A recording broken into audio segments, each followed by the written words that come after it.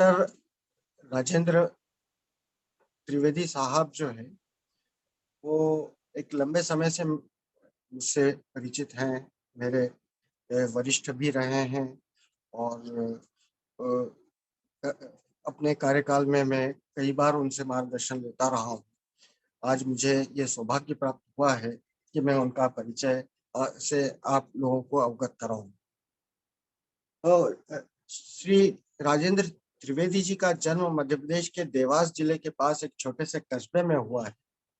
आपकी प्रारंभिक शिक्षा गांव और इंदौर शहर में हुई, जहां से आपने स्नातकोत्तर शिक्षा प्लांट ब्रीडिंग और जेनेटिक्स में उत्तीर्ण करके वर्ष 1981 से जवाहरलाल नेहरू कृषि विश्वविद्यालय के क्षेत्रीय अनुसंधान केंद्र खरगोन मध्य प्रदेश में 6 वर्षों तक दलहन वैज्ञानिक के रूप में कार्य किया। तत्पश्चात आप संघ लोक सेवा आयोग के द्वारा आयोजित परीक्षा को पास करके भारत सरकार में सहायक आयुक्त गुणवत्ता नियंत्रण के पद पर नियुक्त हुए।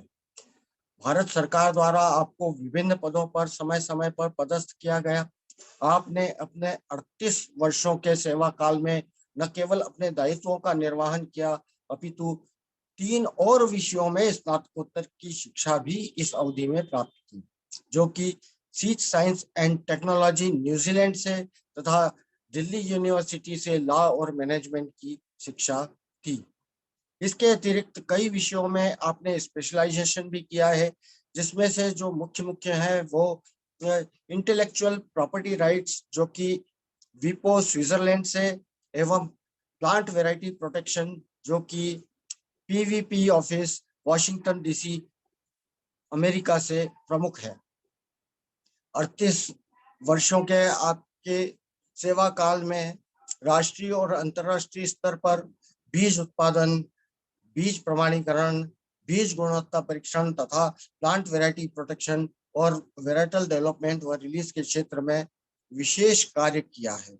इस दौरान अंतर्राष्ट्रीय स्तर पर आपने रॉयल गवर्नमेंट ऑफ कंबोडिया में बीज प्रमाणीकरण विशेषज्ञ के पद पर, लॉस बनोस फिलीपींस में अंतर्राष्ट्रीय बीज सलाहकार के पद पर तथा एफएओ मोजाम्बिया और नाइजीरिया में एक्सपर्ट एग्रोनॉमिस्ट के पद पर भी आप कार्य कर चुके हैं।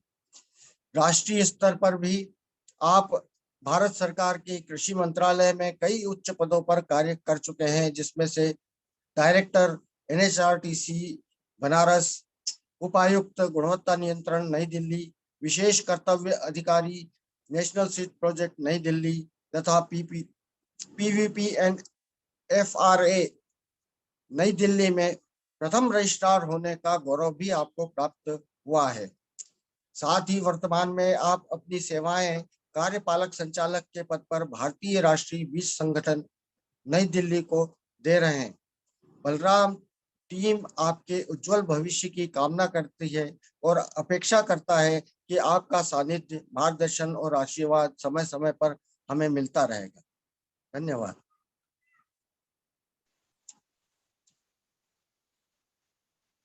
शिव सर, पीपीटी चालू करें।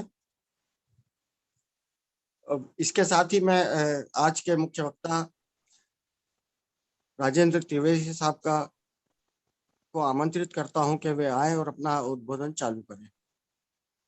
नमस्कार। सबसे पहले मैं टीम बलराम संदेश को धन्यवाद देता हूं। उन्होंने मुझे ये अवसर प्रदान किया कि मैं देश के इतने बड़े क्षेत्र में फैले हुए किसानों से, कृषि वैज्ञानिकों से, एक्सटेंशन वर्कर्स भी, उनसे बातचीत करने का मौका मिल रहा है। सच में यह मेरे लिए सौभाग्य है कि मैं सीधे आप लोगों से जुड़ रहा हूँ।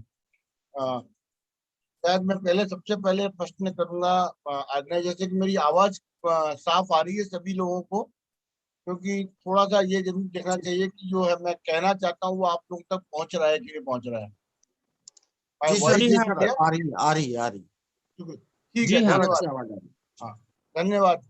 तो मैं सबसे पहले तो यही कहूंगा कि शायद कृषि के अंदर जो आप लोगों का योगदान है वो सबसे महत्वपूर्ण है।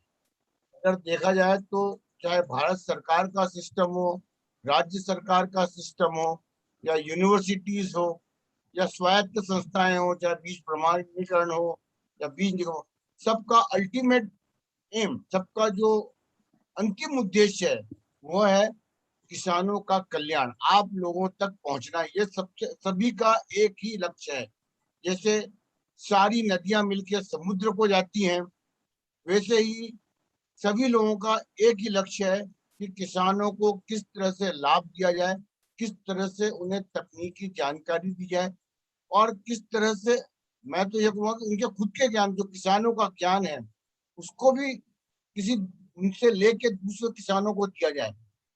इसे कहते हैं हॉरिजेंटल एक्सपेंशन, वो भी किया जाए। तो सबका लक्ष्य यही है, और मेरे ख्याल से इसी लक्ष्य में बलराम संदेश भी जुड़ा हुआ है, जो कुछ वैज्ञानिक है इसमें, जिसमें कुछ भारत सरकार से या राज्य सरकार से या राज्य सरकारी संस्थाओं से रिटायर्ड या कुछ कार्य करने वाले व्यक्ति भी जुड़ गए। ये बहुत अच्छी चीज है, और सभी मिलके चाह रहे हैं कि किसानों का पूरा बेनिफिट किया जाए, उन्हें योगदान दिया जाए। अब एक और चीज है कि मुझे थोड़ा सा एक अफसोस है, या मैं आपसे क्षमा भी चाहूंगा कि मेरे जो प्रेजेंटेशन है वो इंग्लिश में है। इनफैक्ट मुझे समय कम मिला, और मेरे को बाद में ये थोड़ा सा लगा कि अगर बहुत अच्छा होता अगर मैं इसे हिंदी में तैयार करता, और पर मुझे समय कम मिल रहा है, इस कारण से मैं जो है इसको इंग्लिश में ही रखा है। क्योंकि कभी क्या होता है कि जो टेक्निकल वर्ड्स हैं उनको हिंदी में लाने में थोड़ा समय लगता है। तो शायद आप मुझे इस जो ये कमी रह गई है उसको आप जो है वो ओवरलुक करेंगे, उसको आप माफ करेंगे, और आप जो हम आपस में चर्चा करेंगे उसको आप एक लाइवली जीवंत चर्चा बनाएंगे, और अपनी समस्याओं को भी मुझे बताएंगे, और साथ ही हम जो आपको जहाँ से हम ज्ञान दे रहे हैं या तकनीकी जानकारी दे रहे हैं उसको भी आप ग्रहण करेंगे। मेरी आज की जो चर्चा है उसका विषय है PPV and protection of plant varieties and farmers rights act 2001, पौध किस्म एवं किसान संरक्षण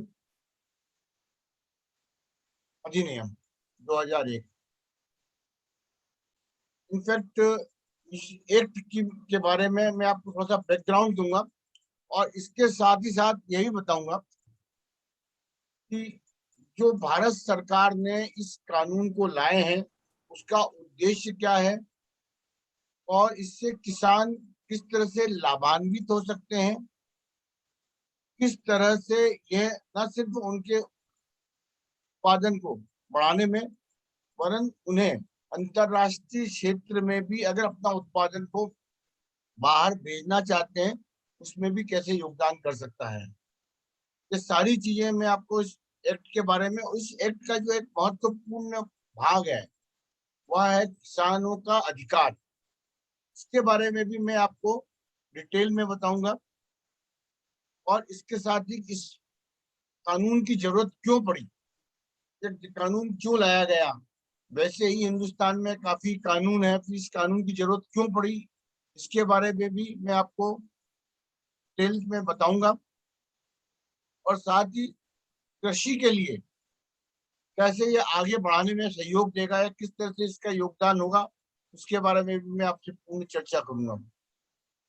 इससे पहले मैं आपको थोड़ा सा कृषि का बैकग्राउंड दे दूं कि हमारा जो हिंदुस्तान की खेती है, जो हमारा एग्रीकल्चर सेक्टर है, उसमें जो क्रांतिकारी परिवर्तन आया, जो रिवोल्यूशनरी चेंज आया, वो चेंज आया है 70 के दशक में, जब हाइब्रिड संकर बीजों का अनुसंधान किया गया। उसके पहले खेती में हम लोगों के यहाँ पर उतना ब्रेक थ्रू नहीं था, उतना खेती मुनाफे की नहीं थी। पर जब से संकर बीज और उन्नत किस्मों का विकास हुआ उसके बाद से खेती में क्रांतिकारी परिवर्तन आया, और साथ ही राज्य सरकारें, भारत सरकार, कृषि अनुसंधान संस्थाएं, उन्होंने लगातार सतत यह प्रयास किया कि कृषि में उन्नति के लिए जो भी किया जा सके, चाहे नई वेराइटियों का विकास हो, एग्रोनॉमिक प्रैक्टिसेस हो, या और भी जो प्लांट प्रोटेक्शन की जो बीमारियों का या पौध संरक्षण के लिए क्या नया किया जा सकता है, मिट्टी के बारे में या मिट्टी की जांच के बारे में, उर्वरकों के बारे में, ये सारा अनुसंधान सतत चलता रहा। और उसी का परिणाम है कि आज सन 2021 में हम खेती के बारे में कह सकते हैं कि पूरी तरह से आत्मनिर्भर है। और मैं तो आपसे ये भी कहूंगा, शायद आप लोग सब जानते होंगे कि हमारा देश का पूरा विश्व एक भयानक बीमारी से, पेंडेमिक से कहते हैं, कोरोना से ग्रस्त रहा। इसने संसार के कई देशों को हिला दिया। हमारे यहाँ भी काफी इसका प्रभाव पड़ा, पर कृषि ने हमारी इकोनॉमी को संभाल के रखा। इन बुरे दिनों में, इन बीमारी के दिनों में, जबकि इकोनॉमी को बहुत बड़ा सेटबैक लगा, परमात्मा की कृपा है, किसानों की कृपा है। मैं आप किसानों को धन्यवाद देता हूँ। आप लोगों के प्रयास से, हमारी कृषि के योगदान से हमारी कृषि इकोनॉमी को इतना बड़ा सेटबैक नहीं लगा। और आज हमारे देश की जो 130 करोड़ जनता है, 130 से 135 करोड़ है, उनको हमारे किसान, हमारे अन्नदाता उन्हें फीड कर रहे हैं। और उनके इन किसानों के साथ साथ मैं आपने खेती से जुड़े हुए वैज्ञानिक, एक्सटेंशन वर्कर्स, रेगुलेटरी ऑर्गेनाइजेशंस के अधिकारी और जितने भी जुड़े हुए, उनको भी साथ में धन्यवाद दूंगा कि उन्होंने भी सतत यह प्रयास किया कि इस पेंडेमिक में भी किसानों को कोई सेटबैक नहीं लगे, उन्हें उनके हिसाब से खेती के अंदर जो आवश्यकता है वो मिलती रहे। मैं भारत सरकार में रहा हूँ, जैसे कि व्यास जी ने बताया। उसके बाद आजकल मैं एक प्राइवेट ऑर्गेनाइजेशन है, national seed association of India. ये जितने भी बीज उत्पादक कंपनीज हैं, आप सभी जानते हैं कि आज की तारीख में खेती सिर्फ उन्नत बीजों पर निर्भर है, अच्छे बीजों पर निर्भर है। और इसलिए मैं इन्हीं से जुड़ी एक संस्था, national seed association of India का मैं आजकल एग्जीक्यूटिव डायरेक्टर हूँ। और इस संस्था के हमारे 400 से ज्यादा बीज कंपनियां हैं जो मल्टीनेशनल है, आपने सुना होगा कई। इसके अलावा इसके सदस्य बड़ी बड़ी कंपनियां भी हैं, अपने नुजुबुड्डू, अंकुर, जैसे हमारे मेंबर्स हैं, कावेरी। एक जो ये संस्था है, बीज की संस्था है, उस पूरी संस्था को मैं देख रहा हूँ। और हमारा इस संस्था के द्वारा भी यह प्रयास है कि किसानों को उन्नत बीज सही समय पर, सही और उचित दाम पे मिलता रहे। ये हमारा प्रयास है हमारी एसोसिएशन के थ्रू। और हम ये भी चाहते हैं कि किसानों की जो भी समस्याएं हैं, अगर हमारा भी एक national seed association of India का वेबसाइट है, हमारा अपना जो है एक पूरा ऑफिशियल सेटअप है।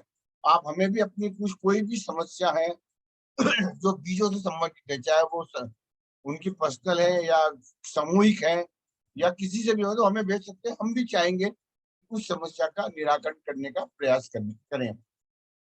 अब मैं अपने विषय पे आता हूँ, protection of plant varieties and farmers rights act.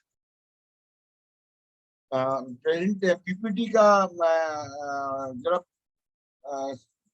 पहला पेज निकालिए।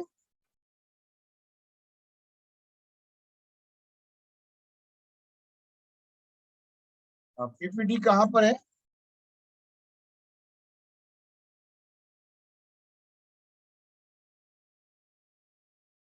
मैं सबसे पहले मुझे शेयर करना पड़ेगा। आप पीपीटी ला सकते हैं? देवेंद्र जी आपका म्यूट है, आप पीपीटी को ले आइए। शिव सर, हाँ, वो थोड़ा सा मोबाइल हैंग हो गया उनका, 1 मिनट में चालू कर रहे हैं सर। हाँ, कोई दिक्कत नहीं है। आप पीपीटी से हम शुरू करते हैं। तब तक मैं आपको थोड़ा सा बता दूं कि जो ये protection and plant variety act है, इसको लाने की जरूरत क्यों पड़ी? क्योंकि विश्व में व्यापार को शिथिलीकरण, एक रिलैक्सेशन किया गया कि जो भी व्यापार है वो रेस्ट्रिक्टेड नहीं होना चाहिए, वो सबको मिलना चाहिए। और इसके लिए कई सभी देशों ने मिलकर एक संस्था बनाई जिसका नाम रखा गया WTO, वर्ल्ड ट्रेड ऑर्गेनाइजेशन, विश्व व्यापार मंडल। राइट, अब इसका एक पेज लाइए, नेक्स्ट पेज।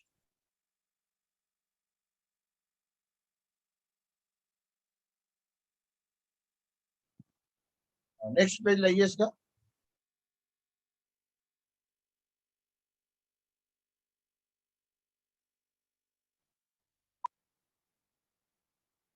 तो ये WTO ने यह कहा गया कि खेती को भी ग्लोबलाइज किया जाए। जो पहले हर राज्य, हर देश का अपना अपना अपना कानून, पीछे रहिए, हर देश का अपना अपना कानून होता था व्यापार के लिए। उन्होंने कहा कि भाई, WTO ने कहा कि सभी देशों को एक शिथिलीकरण करना चाहिए और एक दूसरे को अपने प्रोडक्ट को आने देना चाहिए।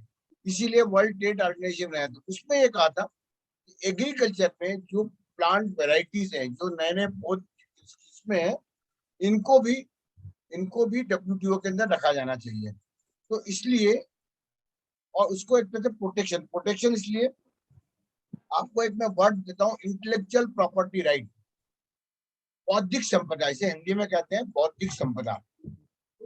जैसे आपने नाम सुना होगा कि जो इंजीनियरिंग सेक्टर में जैसे थॉमस एडिसन ने बल्ब बनाया था, उस बल्ब को उन्होंने IPR, इंटेलेक्चुअल लिया था। इंटेलेक्चुअल प्रॉपर्टी राइट ये हुआ कि अगर कोई व्यक्ति अपना धन लगा के, अपना समय लगा के, अपना दिमाग लगा के कोई नया रिसर्च करता है, कोई प्रोडक्ट लेके आता है, तो उस प्रोडक्ट को वो अपनी मोनोपोली बनाता है कि ताकि इसको इस प्रोडक्ट के ऊपर वो जितना इन्वेस्टमेंट किया है उतना रिटर्न मिल जाए। तो इस रिटर्न को लेने के लिए एक इंटेलेक्चुअल प्रॉपर्टी, पीछे लाइए, इंटेलेक्चुअल प्रॉपर्टी राइट जो है वो इशू आया था, और वो WTO का पार्ट है। तो इसके लिए जो मैंने लिखा इंडिया अडॉप्टेड, इसलिए उसमें लिखा था कि या तो आप पेटेंट दो, क्योंकि IPR के कई फॉर्म है। जो मोस्ट कॉमन फॉर्म है वो इंटेलेक्चुअल प्रॉपर्टी राइट के लिए वो है पेटेंट। इसके अलावा ट्रेडमार्क भी है, ज्योग्राफिकल इंडिकेशन भी है। तो हमारे लिए कहा गया कि आप वैरायटी को, प्लांट वैरायटी प्रोटेक्शन है, प्लांट ब्रीडर राइट लाइए या पेटेंट लाइए, या इसके अलावा कोई अपना खुद का सिस्टम बनाना चाहते हो तो वो बनाइए। तो उसको कहते हैं शू जनरिक सिस्टम। तो हिंदुस्तान ने ये सोचा कि हम ना तो पेटेंट लाएंगे, ना प्लांट ब्रीडर राइट्स या प्लांट वैरायटी प्रोटेक्शन डायरेक्ट, जैसा अमेरिका या उन्नत देशों में वैसा नहीं लाके अपना खुद का सिस्टम लाएंगे। उसका नाम रखा शू जनरिक सिस्टम। इस शू जनरिक सिस्टम पे रखा गया PPVNFR, इसका नाम दिया गया। इसमें किसानों का अधिकार, विश्व में किसी भी देश के IPR का जो कानून बना है एग्रीकल्चर में, वहां किसानों का अधिकार नहीं रखा गया। यह दुनिया का पहला ऐसा कानून बना है जिसमें किसानों का अधिकार भी संरक्षित किया गया है। इसका प्रमुख उद्देश्य क्या था इस बिल का, कि इससे एग्रीकल्चर को डेवलपमेंट मिलेगा। और डेवलपमेंट किस तरह से मिलेगा कि जो नई नई वैरायटी आएंगी प्लांट ब्रीडर को, उसको रिटर्न पूरा मिलेगा, ताकि वो और ज्यादा इन्वेस्टमेंट कर सके रिसर्च के लिए। तो पहला उद्देश्य यह था कि इससे कृषि को, डेवलपमेंट को एक तरह से प्रेरणा मिलेगी, प्रेरक होगा। दूसरा था कि इसके द्वारा सीड इंडस्ट्री, जो भी हम एग्रीकल्चर में वैरायटी का रिसर्च होती है, उसको जो वाया मीडिया, उसका जो व्हीकल है वो है सीड। बीजों में जो नॉलेज है, जो टेक्नोलॉजी वो बीज के अंदर होती है। जो एग्रीकल्चर में जितना भी रिसर्च होता है, चाहे वो रेजिस्टेंट वैरायटी निकल रही हो, या जो स्ट्रेस कंडीशन की वैरायटी हो, हाई यील्डिंग वैरायटी हो, हाई क्वालिटी हो, वो सबका जो कैरेक्टर है वो बीज के अंदर होता है। बीज क्या होता है? Seed is a carrier of the technology, और उस टेक्नोलॉजी को, बीज को ले जाने के लिए बीज सीड इंडस्ट्री है। यह सीड इंडस्ट्री दोनों पब्लिक सेक्टर से भी बनी है, प्राइवेट सेक्टर भी बनी है। पब्लिक सेक्टर में मैंने आपसे दिखाया कि हमारे खुद की 400-500 हैं और भी हैं, कुल मिलाकर 600-700 ऑर्गेनाइज्ड सीड कंपनीज हैं। इसके अलावा हर एक राज्यों में 20 निगम है, केंद्र में एनएससी नेशनल सीड कारपोरेशन है, सब मिलकर सीड इंडस्ट्री बनाते हैं। तो इन सीड इंडस्ट्री को भी फैसिलिटेट हो कि वो उच्च गुणवत्ता के बीच किसानों तक पहुंचा सके। इसके बाद जो जैसे मैंने आपको कही दिया कि ये जो WTO का ट्रेड एस्पेक्ट था IPR वाला, वो उसके लिए भी हम इस एक्ट को लेके आए। और इसका एक और पर्पस था, इसके लिए इसमें एक अथॉरिटी बनेगी इस एक्ट को इम्प्लीमेंट करने के लिए। जो दूसरा इंपॉर्टेंट था कि ये जो एक्ट तो बन गया, इसके अंदर बहुत अच्छी अच्छी चीजें दी गई कि भाई इसमें किसानों को भी अधिकार मिलेगा, इसमें किसान अपने खुद के जो पौधे किस्में हैं उनको बचा सकेगा, उनका संरक्षण कर सकेगा। तो इस सब के लिए कौन करेगा, जिसकी एक अथॉरिटी बनाई गई। उस अथॉरिटी का नाम रखा गया protection of plant varieties and farmers rights authority. Next आ जाइए PPT में। यस, तो ये इस एक्ट का थोड़ा सा बैकग्राउंड दे दूं। मैं चूंकि सौभाग्यशाली रहा कि जब मैं भारत सरकार में था तब ही इसी एक्ट को बनाया गया था और मैं पूरी तरह से इस एक्ट में जुड़ा था। इनफैक्ट इस एक्ट के बनाने में एक पार्लियामेंट की कमेटी बनी थी, मैं उस कमेटी को सपोर्ट करता था भारत सरकार की तरफ से। और जब इसकी किताब लिखी गई पार्लियामेंट के अंदर, जो वो रिपोर्ट सबमिट होती तो उसको एक बुक फॉर्म में, तो उसमें भी मेरा भी नाम है कि मैं भी उसमें कंट्रीब्यूट किया था एज ए गवर्नमेंट ऑफिसर। तो इसमें इसका जो है 2001 में तो ये एक्ट पास हुआ। उसके बाद 2003 में इसके रूल बने। फिर 2005 में इसकी एक अथॉरिटी बनी। इस अथॉरिटी का पहला ऑफिस जो बना वो पूसा इंस्टीट्यूट के अंदर था। इनफैक्ट मुझे याद है कि हमने लाल बहादुर शास्त्री इंस्टीट्यूट में इसको स्टार्ट किया था और डॉक्टर S नागराजन उस समय के डायरेक्टर थे इंडियन एग्रीकल्चर रिसर्च इंस्टीट्यूट के, वो इसके प्रथम चेयरमैन बने, इसके अध्यक्ष बने और मैं इसका प्रथम रजिस्ट्रार था। और इससे हमने वहां पर इस संस्था को वापस स्टार्ट किया, जिसका उद्देश्य प्रमुख रूप से यही था कि नई नई जातियों को निकालने के लिए प्लांट ब्रीडर्स को या प्रजनक को एक प्रोटेक्शन मिले, उसको एक सहारा मिले ताकि वो और वैरायटी निकाले। और उसके साथ साथ चूंकि IPR एक बहुत मुश्किल सी चीज है जिसमें एक्सक्लूसिव राइट मिलता है, तो उसको छोड़ने के लिए किसानों का अधिकार भी जोड़ा गया, वो भी इस एक्ट में रखा गया। और हमने इसमें शुरू में 12 क्रॉप को रजिस्टर किया नोटिफिकेशन के लिए, वो 2007 में शुरू किया। और उसके बाद नंबर ऑफ क्रॉप बढ़ाते गए, अब तो सारी क्रॉप इसमें कवर कर दी हमने। तो इस तरह से इस एक्ट का हमने इम्प्लीमेंटेशन स्टार्ट किया, 2007 से रजिस्ट्रेशन शुरू किया। अब इसमें क्या क्या है ये आपको मैं बताता हूँ। नेक्स्ट आइए, नेक्स्ट प्लीज।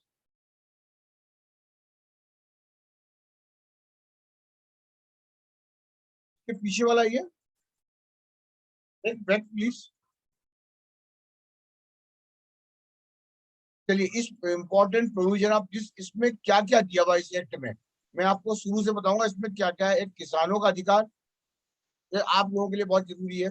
उसके बाद रिसर्चर्स जो अनुसंधान करता है उसके लिए। इसके अलावा इसके अंदर ब्रीडर्स के लिए, जो ब्रीडर जो है उसके लिए राइट्स है। फिर अगर आपकी पूरी कम्युनिटी कोई ऐसी वेराइटी को प्रोटेक्ट करनी है, संग्रहित करनी है, उनके लिए है। फिर इसमें जीन फंड है जिसमें से आप लोगों के लिए किसानों को एक अवार्ड भी मिलता है, किसानों के लिए या ब्रीडर के लिए बेनिफिट शेयरिंग है। फिर कंपलसरी लाइसेंस है, इसके अंदर अपीलेट बोर्ड है, नेशनल जीन बैंक है, प्लांट वैरायटी जर्नल निकलता है। इसमें अगर कोई राइट्स को इन्फ्रिंज करता है उसके प्रोविजन है। गैस सेंटर है, कन्वेंशन कंट्रीज है। तो ये इस एक्ट के बहुत सारे प्रोविजन है। मैं इन सब में आपको नहीं उलझाऊंगा, मैं आपके लिए सिर्फ फार्मर्स राइट पे फोकस करूंगा ताकि आपको क्या मिल रहा है वो देखो। क्योंकि यह एक्ट जो है यह अम्ब्रेला एक्ट है और इस एक्ट में बहुत सारे प्रोविजन है। मैं इसमें खाली जो सबसे आखिरी वाला पॉइंट है इस पर बात करूंगा, वो है कि to recognise the farmers in respect of their contribution made. इसका हिंदी में बोलता हूँ कि इसमें किसानों के को एक तरह से संरक्षण किया गया है। आप सभी किसान भाई जो हैं खेतों से जुड़े हैं और आपसे अच्छा कोई पौधे को नहीं पहचानता। हमारे एक बहुत बड़े साइंटिस्ट हुए हैं नॉर्मन बोरलॉग, जिन्होंने मैक्सिकन वैरायटी निकाली है। एक्चुअली गेहूं में जो जो रिसर्च हुई है और जो एक क्रांतिकारी परिवर्तन हुआ है, उसका सबसे बड़ा योगदान डॉक्टर नॉर्मन बोरलॉग का है, जिन्हें नोबेल प्राइज मिला। उन्होंने कहा था कि प्लांट विस्पर्स, हिंदी में भी कहूंगा कि प्लांट कि हर पौधा बोलता है, आपको सिर्फ सुनने की जरूरत है। शायद मेरे किसान भाई जानते हैं, जब आप खेत में जाते हैं तो आपसे आपकी फसल भी बात करती है। और यही एक किसान को तो रिकॉग्नाइज फार्मर्स राइट है, उसका पर्पस भी है कि किसान अगर अपने प्रयास से कोई अच्छी वेराइटी को, जो पुरानी है, कई सालों से चलती है और बहुत अच्छी क्वालिटी की है, उसको प्रिजर्व करता है, उसको रखता है, या उसमें से नई वेराइटी निकालता है, तो उसको भी इनाम मिलना चाहिए।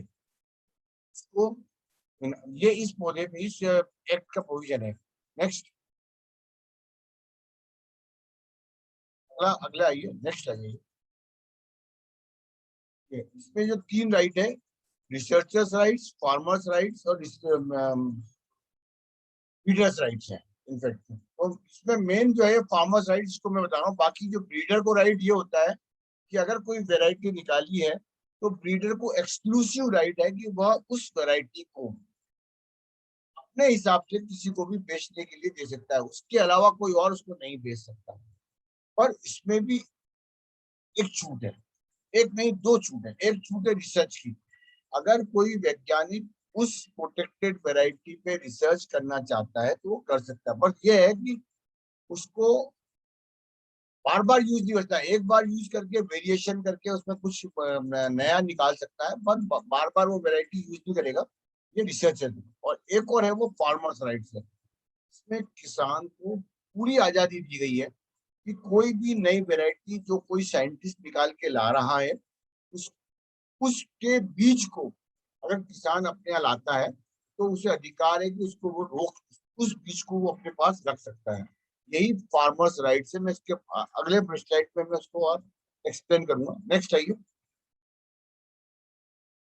किसानों का राइट्स क्यों दिया था, पहले आपको बता दूं मैं कि इसमें किसान को क्या राइट दिया। पहले मैं ये है कि किसान जो नया बीज है उसे अपने खेत में लगाने के बाद अपने बीज को बचा सकता है।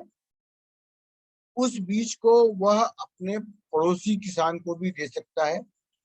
उसमें से अपने प्रोड्यूस को वो कई जनरेशन तक बचा सकता है।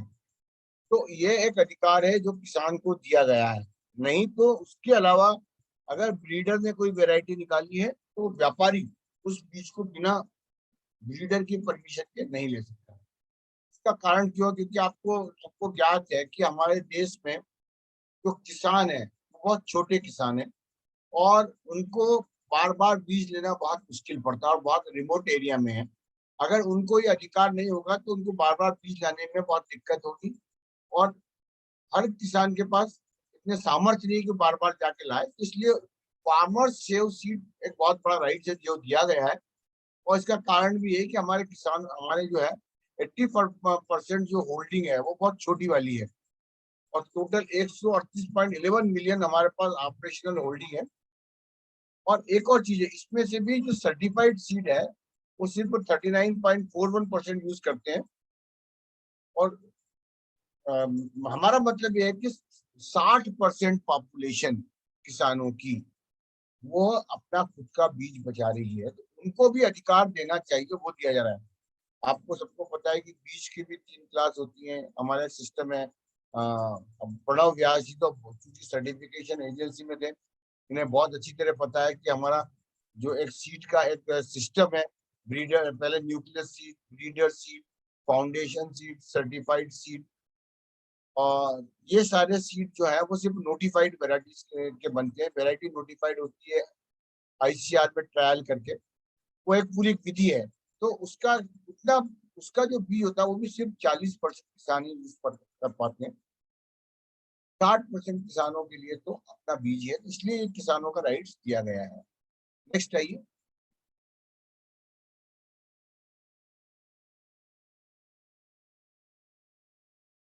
नेक्स्ट स्लाइड पे आइए। हाँ,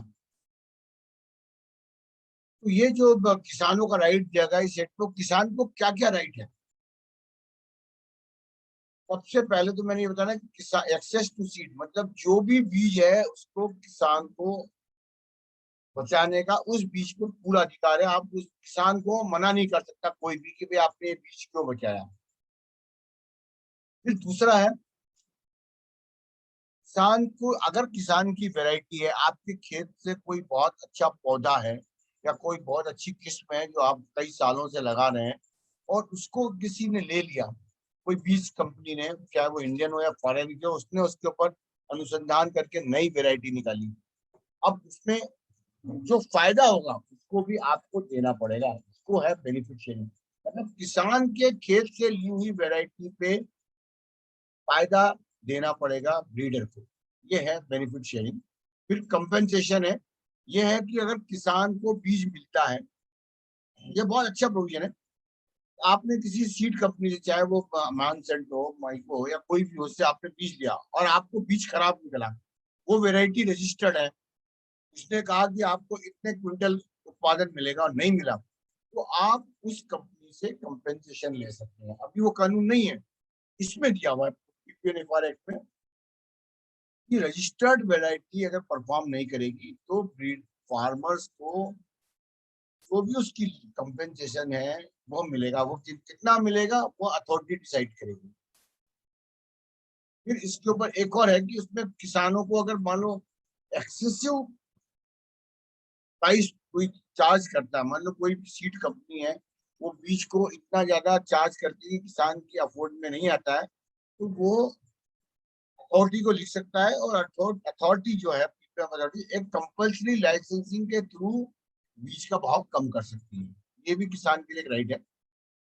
फिर किसानों को एक अवार्ड भी रखा गया है, उसमें यदि किसान अपनी वैरायटी को बचाता है, कंजर्व करता है, तो उसको इनाम मिलेगा। वो 10 लाख भी है, 1.5 लाख भी है, और 1 लाख का भी इनाम है। फिर किसान अपनी वैरायटी को भी रजिस्टर कर सकता है, ये भी एक बहुत बड़ा राइट है। तो आपके पास कोई अच्छी वैरायटी है और अगर आप रजिस्टर कर सकते हो तो आपकी उस वैरायटी को कोई और नहीं रचता, उसको आप अपने हिसाब से बेचेंगे, अपने हिसाब से कमाएंगे, ये भी एक है। फिर इसके अलावा अगर आपकी वैरायटी में कोई और एक आध कैरेक्टर डाल के नई वैरायटी बनाता है, इसको कहते हैं ईडीवी, इसेंशियली डिराइव्ड वैरायटी, तो उसमें किसान से पहले परमिशन लेना पड़ेगी। फिर आपको आप एग्जेम्पशन फॉर रजिस्ट्रेशन फी, आपके दूसरा किसानों को अगर आप अपनी वैरायटी को रजिस्टर कराएंगे तो आपको कोई फीस देना नहीं पड़ेगी, सिर्फ किसानों के लिए इस कानून में फ्री है। आप अपनी वैरायटी को, चाहे वो कोई सी, मैं आपको बताऊंगा कुछ किसानों की वैरायटी रजिस्टर हुई है, फ्री में हुई है, उसको कोई पैसा देना नहीं है, उल्टा आप उसको रजिस्टर करके आप अपने हिसाब से बेच के आप उस पर कमाई कर सकते हैं। फिर अगर किसी कारण से कोई वैरायटी रजिस्टर्ड है और किसान ने उसको यूज किया और कोई ने आपके ऊपर दावा ठोका, तो आप कोर्ट भी आपको माफ कर देगी, क्योंकि आपको इनोसेंट इंफ्रिंजमेंट है, मतलब आपको जानकारी नहीं थी, इसलिए आपने ये अधिकार को, आपने अपना अधिकार यूज किया। नेक्स्ट,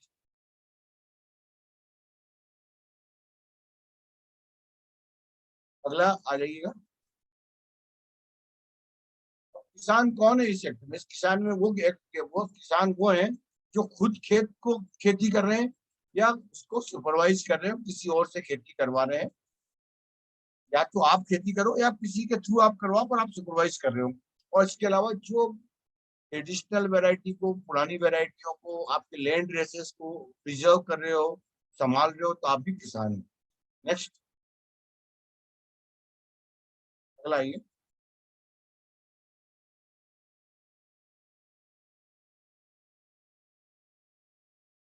किसान का अधिकार क्या क्या है ये बताएं, salient features of the farmer. किसान का अधिकार क्या है? फार्मर हु हैज ब्रेड, मतलब अगर किसी किसान ने कोई वैरायटी निकाली है तो वह किसान उस वैरायटी को सीधे अप्लाई कर सकता है पीपीवी एफआर अथॉरिटी में रजिस्ट्रेशन के लिए।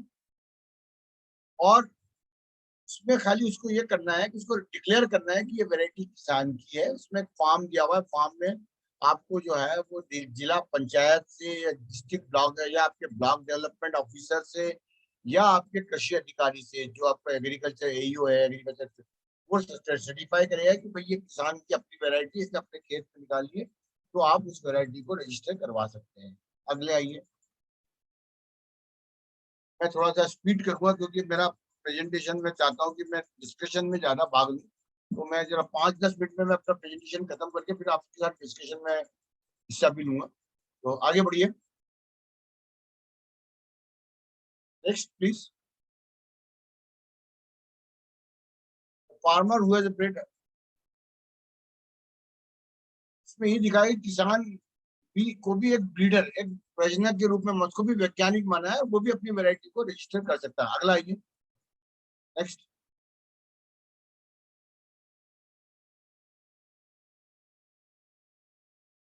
आगे नेक्स्ट। तो मैंने आपको बताया कि किसान को अपना बीज को बचाने का अधिकार है, उसको अपने जेनेटिक रिसोर्सेस जो है उसके, उसको भी, जो आपको भी सबको पता है कि पूरा एग्रीकल्चर का जो रिसर्च है वो नई वैरायटी निकलती है, वो होती है जेनेटिक रिसोर्सेज, अनुवांशिकी स्रोत। वो क्या है? वो है आपकी पुरानी वैरायटी है, जो आपके खेतों में पुरानी वैरायटियां हैं, उनमें कई ऐसे ऐसे गुण हैं जो नई वैरायटी में, आपने देखा होगा कि पुराने जमाने में कई वैरायटी में बीमारी नहीं लगती है, कई जो है वो साल्ट है, नमक को सहन कर जाती है, सलाइन वाटर को, सलाइन साइज को रेजिस्टेंस, ऐसी वैरायटियां उपज कम लगती है, उनमें अलग अलग क्वालिटी होती है। तो इन पौधों के इस तरह की वैरायटीज को भी किसान बचा सकता है, उसको जेनेटिक रिसोर्स के रूप में यूज कर सकता है और उससे नई वैरायटी निकाल सकता है। और इसी के साथ ही जो जो किसान वैरायटी को बचा रहे हैं उनको इनाम मिलेगा, जो कहते हैं plant genome saviour community award. या तो इंडिविजुअल फार्मर्स को मिलेगा, पूरी कम्युनिटी को भी अवार्ड मिलेगा कि उसने कोई खास वैरायटी को बचा के रखा है। जो है वो 10 लाख का इनाम तो है, उसके अलावा 1.5 लाख का भी मिलेगा, 1 लाख, डिपेंडिंग भी कितना आपने वैरायटी को, कितनी वैरायटी को आपने कंजर्व करा हुआ है, उसका भी एक प्रोसेस है। पृथ्वी नेफा अथॉरिटी का दिल्ली में ऑफिस है, इन्होंने अपने कुछ रीजनल ऑफिस भी खोले हैं।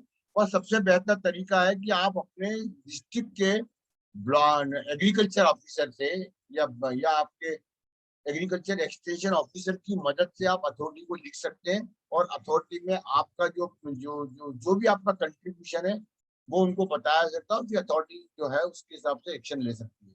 नेक्स्ट।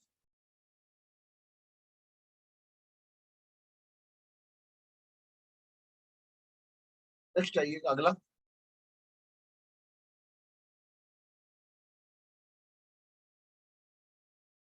मैंने जो बताया कि जो एक जो सबसे बड़ा है, रजिस्टर्ड सीड में भी सोल्ड विद, अगर अगर अगर वैरायटी का परफॉर्मेंस अच्छा नहीं है तो किसान को पूरा पैसा और उसकी उपज का भी पैसा ब्रीडर को या कंपनी को देना पड़ेगा। तो ये एक बहुत अच्छा प्रोविजन है इस एक्ट के अंदर। नेक्स्ट आइए,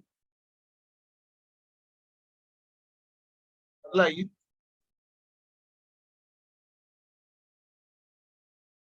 शरद वर्मा जी ने हाथ ऊंचा किया, मैं आप सबसे बात करूंगा, मैं जल्दी खत्म कर रहा हूं इसीलिए।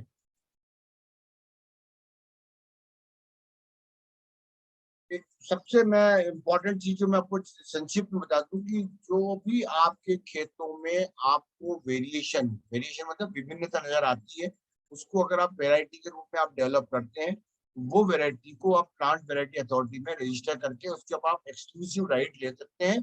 फिर उस वैरायटी को अगर कोई और यूज करेगा तो उसको आपको कंपेंसेशन देना पड़ेगा, बेनिफिट शेयरिंग देना पड़ेगा, और आपको पैसा देना पड़ेगा। तो ये एक बहुत बड़ा जो है प्रोविजन है। तो खास करके आपकी लैंड ड्रेसेस को, लैंड ड्रेसेस मतलब जो आपकी पुराने जमाने की वेराइटियां हैं, जैसे मैं वो जो आपने संभाल के रखी हैं, जैसे काला नमक है, एक वेराइटी का नाम, वो बना बचा के रखी है। तो इस तरह की जो पुरानी वेराइटी है, मालदंडी है जैसे आपकी, अगर मालदंडी को आपने बचा के रखा और वो किसी और ने उसमें रिसर्च कर रहा है तो आपको उसके ऊपर भी मिलेगा।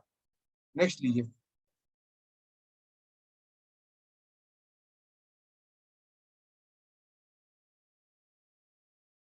एक और अच्छा प्रोविजन है कि अगर आप अपनी वैरायटी को निकालते, वैसे तो अगर वैरायटी ब्रीडर देता है तो उसको काफी खर्चा करना पड़ता है, उसको फीस देना पड़ती है, डीयूएस टेस्ट की फीस देना पड़ती है, वो 50,000 से 1 लाख तक की फीस है। पर किसान को कोई एक पैसा नहीं देना है, आपकी वैरायटी का खाली फॉर्म भरना है कागज के ऊपर, एक एप्लीकेशन फॉर्म भरना है, उसके साथ आपको बीज का सैंपल है वो देना पड़ेगा। अगर आपके पास पहले उसको आप किसी यूनिवर्सिटी को या एग्रीकल्चर कृषि विज्ञान केंद्र जो आपके नजदीक को उसको दीजिए, वो थोड़ा सा उसके ऊपर टेस्ट करके देखेगा कि आप ये वेरायटी ठीक है, तो अपनी एप्लीकेशन पीपीवी नेपाल अथॉरिटी को भेज देगा। पीपीवी नेपाल अथॉरिटी उसकी रिकमेंडेशन भी आपको कर देगी।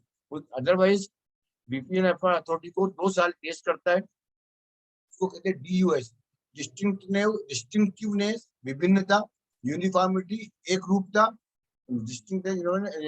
स्टेबिलिटी स्थिरता, ये 3 का टेस्ट करता है जो आपको जरूरत नहीं पड़ेगी। अगर आपकी वैरायटी है, किसान की वैरायटी है, उसमें ज्यादा चिंता की बात नहीं है।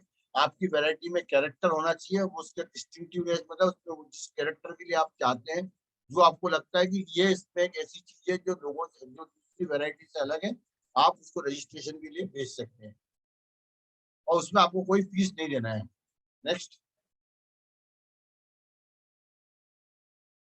और ये भी है कि अगर आप कोई प्रोटेक्टेड वैरायटी किसी कंपनी का सीड लेते हैं और वो बहुत महंगा आएगा, तो आपको पीपीवी नेपाल अथॉरिटी को आप कंप्लेन कर सकते हैं, तो उसका भाव भी कम किया जा सकता है। नेक्स्ट आइए। नेक्स्ट। ये भी है कि अगर आपकी कोई वैरायटी खेत में से है जो आपकी अपनी वैरायटी और कोई और उसमें से नई वैरायटी निकालता है, कोई साइंटिस्ट या कोई सीड कंपनी, तो उसको आपको परमिशन के बिना नहीं कर सकता, अदरवाइज आप उसको सू कर सकते हैं। आप अथॉरिटी को लिख सकते हैं, उससे आप पैसा ले सकते हैं जो आपकी वैरायटी के अंदर कोई नया कैरेक्टर डालता है। नेक्स्ट। देखिए नई नई वेराइटीज का ये बताया गया है कि कितनी वेराइटीज में कितने नई नई वेराइटीज आई हुई है, और हर एक के अंदर सीरियल्स में, लेग्यूम्स में, ये ये क्रॉप स्पेसिस के अंदर आप अप्लाई कर सकते हैं, और आपकी वैरायटी को हम रजिस्टर पीपीवी नेपाल अथॉरिटी पे रजिस्टर हो सकती है। अगर आपको कोई दिक्कत भी पड़ती है तो NSAI भी आपकी मदद कर सकता है। नेक्स्ट। ये टोटल कितनी एप्लीकेशन आई है देखिए अथॉरिटी के अंदर, और इसमें से देखिए 10,000 एप्लीकेशन आई है देखिए। हाँ नेक्स्ट लीजिए। कैटेगरी में अलग अलग है ये बताया गया है। ये भी है कि देखिए 166 फार्मर्स वैरायटी रजिस्टर्ड हो गई है। आप आगे चलिए। अब देखिए कितने कितने एप्लीकेशन इशू हुए हैं। सबसे ज्यादा 1684 एप्लीकेशन फार्मर्स के लिए हुई है। एक्सटेंट इसके ये तो आपकी वेराइटीज काफी आई हैं और सबको रजिस्टर्ड किया जा रहा है। देखिए 1684 किसानों की वैरायटी रजिस्टर्ड हुई है। चलिए आगे। नेक्स्ट। ये क्रॉप वाइज बताई गई है कि राइस में 1569 किसानों की एप्लीकेशन वैरायटी रजिस्टर्ड हुई है। देखिए हर क्रॉप पे है, एप्रिकॉट, ब्लैक ग्राम मतलब आपकी उड़द, ब्लैक पेपर, चिकपी आपका चना है। देखिए ड्रम व्हीट है। बाकी देखिए मक्का, ये अरहर, 7 वैरायटी अरहर की किसानों की। ये सिर्फ किसानों ने अपनी वैरायटी को नेपाल अथॉरिटी में, और इनमें से किसी को कोई फीस नहीं देना पड़ी है, और सिर्फ उनको जो है उनकी एप्लीकेशन रजिस्टर हो गई है। आगे आइए। इसके बाद जो एक बहुत अच्छी चीज है वो मैं आपको बता रहा हूँ, वो ये है कि जो प्लांट जीनोम सेवियर अवार्ड ये किसानों को जो मिल रहा है वो बहुत अच्छी चीज है। वो ये है कि देखिए वो किसान अपने खेतों में कोई वैरायटी को प्रिजर्व कर रहा है, या पूरी कम्युनिटी कर रही है, कोई खेत कोई गांव है या कोई एक ब्लॉक में कोई ऐसी वैरायटी जो बहुत सारे थोड़े कुछ किसान मिलके लगा रहे हैं, उन सब किसानों को कम्युनिटी के रूप में एक अवार्ड मिल सकता है। और वो अवार्ड पीपीवी नेपाल अथॉरिटी, खाली आपको ये करना है कि अपने एरिया के या तो ब्लॉक डेवलपमेंट ऑफिसर से, पंचायत की चाहे पंचायत आपकी पंचायत का अगर उससे लिखवा लेते हैं, या आप एग्रीकल्चर ऑफिसर से निकाल लेते हैं, या आपके अगर मान लो ट्राइबल एरिया में और ट्राइबल समिति है तो ट्राइबल समिति से भी आप लिखवा सकते हैं, तो आपको ये इनाम मिल सकता है। इसमें क्या है देखिए 30 अभी जो है 2009 से 16 तक में 30 अवार्ड हुए हैं। ये 10 लाख के अवार्ड मिलते हैं, प्लांट जीनोम सेवियर अवार्ड में 10 लाख का अवार्ड मिलता है। और ये मैक्सिमम 5 मिलते हैं। इसके बाद है plant genome saviour farmers reward, ये खाली किसान को मिलेगा, ये कम्युनिटी को 5 कम्युनिटी को 10-10 लाख का मिलेगा। इंडिविजुअल किसान है तो उसको 1.5 लाख का मिलेगा। और जो उसके अलावा रिकग्निशन भी है, उसमें 1 लाख रुपया भी मिलेगा। इसमें 20 किसानों को मिलता है, हर साल देती है पीपीवी-एनएफआर अथॉरिटी, हर साल इन किसानों को अवार्ड देती है। तो आपको 1 लाख का भी इनाम मिल सकता है अगर आपने कोई ऐसी वेराइटी निकाल के रखी है और प्रिजर्व करके रखी है कई सालों से, और जो कि आजकल की खेती जो कर रहे हैं उनसे अलग है, तो आपको उस वेराइटी को प्रोटेक्ट करने का अवार्ड मिलेगा। और आप उसको उसके 20 सैंपल उसके कैरेक्टर के साथ आप पीपीवी-एनएफआर अथॉरिटी को भेजिए। अगर आप इंडिविजुअल किसान है या तो आपको 1.5 लाख का इनाम मिल सकता है। अगर आपका सीड वेराइटी उतनी प्रॉमिसिंग नहीं है फिर भी है तो भी उसको आपको 1 लाख तक का इनाम मिलेगा। और अगर आप पूरे पूरे गांव में या पूरे एरिया में हो रहा है कंजर्वेशन, तो पूरी कम्युनिटी को 10 लाख तक का अवार्ड मिल सकता है। नेक्स्ट, अगला ये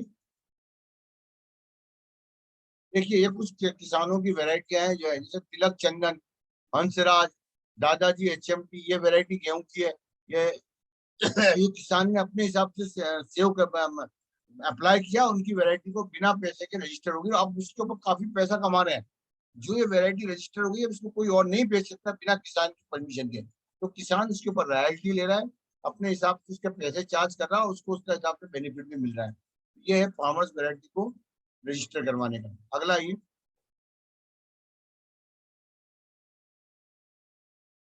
नेक्स्ट, देखिए एक कुदरत, ये बहुत बढ़िया है। ये गेहूं की वैरायटी है, ये बनारस के आसपास की, उसमें बहुत बहुत अच्छा बीज निकल लग रहा है।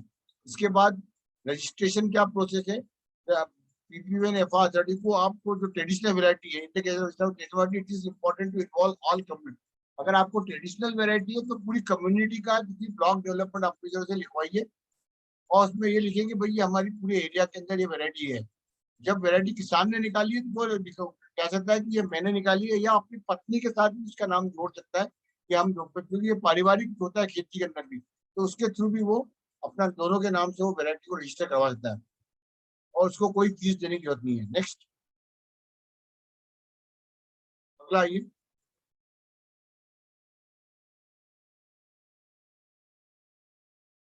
देखिए, किसान पूरी कम्युनिटी की तरफ से भी कर सकता है, उसको ब्रीडर भी कर सकता है, ऐसे किसान भी कर सकता है। चलिए आगे का लिए ये एप्लीकेशन के साथ साथ क्या करना है, ये मैंने आप अपने जिला के अधिकारी से लिखवा सकते हैं कि भाई मेरी क्या है, उसमें कुछ नहीं है। इसमें खाली आपको ये बताना है कि भाई इस वैरायटी में क्या कैरेक्टर है, इस वैरायटी में क्या विभिन्नता है, कैसे इसका मैं बीज बना रहा हूँ, और इस वैरायटी का क्या नाम है। एक डिनोमिनेशन जरूरी है, उस नाम से उस वैरायटी को रजिस्टर करते हैं। ये एप्लीकेशन फॉर्म है, इसको आप ध्यान से देख लीजिएगा। ये एप्लीकेशन फॉर्म में कुछ नहीं करना है, ये आपके आखिरी में अथोराइज इलेक्शन है, इसमें अथोराइजेशन करना है जिला पंचायत से या एग्रीकल्चर एक्सटेंशन ऑफिसर से, आपका जो एईओ है या एडीओ है, एग्रीकल्चर डेवलपमेंट ऑफिसर है जो भी है, या आपका जो अगर ट्राइबल एरिया के ट्राइबल ऑफिसर है उससे लिखवा लीजिए कि हाँ भाई ये किसान है, ये खेत करता है, खेती करता है, इस खेत में ये वेरायटी कर बचा रखी है और ये अपनी इस वेरायटी को रजिस्टर करवा देता है। उसका जो बॉटनिकल नेम वगैरह जो आपको नहीं आता है वो आप किसी भी पास की एग्रीकल्चर यूनिवर्सिटी से, अगर उसका कोई केंद्र हो या कोई रिसर्च स्टेशन हो, आईसीआर का हो या यूनिवर्सिटी का हो या कृषि विज्ञान केंद्र हो, वहां से इसको कंप्लीट करवा के रजिस्ट्रेशन फॉर्म भर के पीपीवी-एनएफआर अथॉरिटी को भेज सकते हैं। इनका एक ऑफिस रांची में है, एक ऑफिस जो है वो कर्नाटका में है, एक ऑफिस इनका आसाम में भी है। नेक्स्ट लीजिए। चलिए मैं यहाँ पे अपने को विश्राम देता हूँ और अब अगर आप कुछ प्रश्न है तो आप मुझे पूछिएगा तो मैं उनका जवाब देने का प्रयास करूंगा। जी सर, बहुत बहुत शुक्रिया सर। आपने बहुत अच्छे से जो है आज इस एक्ट के बारे में बताया। अब मैं जो भी साथी लोग जुड़े हुए हैं, किसान, वैज्ञानिक लोग, और अपना सवाल रखना चाहते हैं, वो अपना हैंड रेज करें और अपना परिचय देते हुए सवाल भी पूछ सकते हैं। तो कृपया करके आप हैंड रेज करके सवाल पूछ सकते हैं और फिर चैट बॉक्स से भी सवाल लेंगे। जिनका भी सवाल है आप पूछिए। और आप सवाल पढ़ते जाइएगा, मैं जवाब दूंगा फिर, है ना? जी सर, जी सर।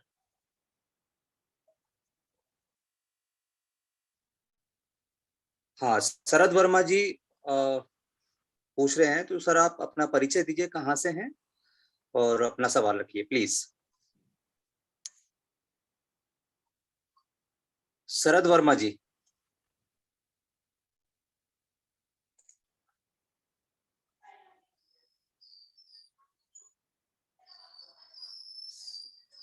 शरद वर्मा साहब,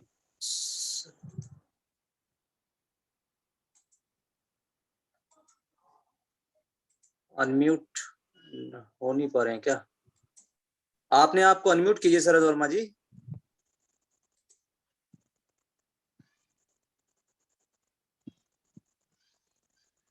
शरद वर्मा जी। हाँ जी, जी पूछिए सवाल सर अपना। हेलो।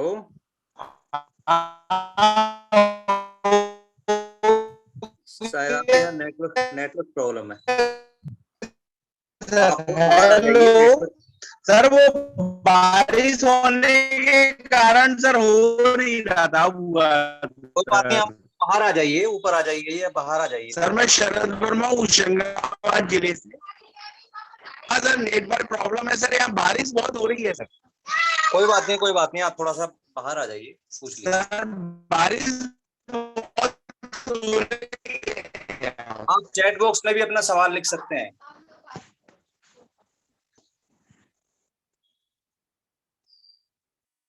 हेलो। हेलो, हाँ प्यासी जी एंड व्यास जी, मेरा एक सजेशन ये है कि हो सकता है नेटवर्क प्रॉब्लम से बहुत सारे लोग शायद अपना क्वेश्चन नहीं भी बता पा रहे हो। तो आप एक थोड़ा सा कष्ट करेंगे कि आप इन लोगों के क्वेश्चन को एक जगह पे जोड़ लीजिएगा। और अभी नहीं है, हम एक एक बार और प्रोग्राम कर सकते हैं, मैं आप लोगों के लिए उपलब्ध रहूंगा।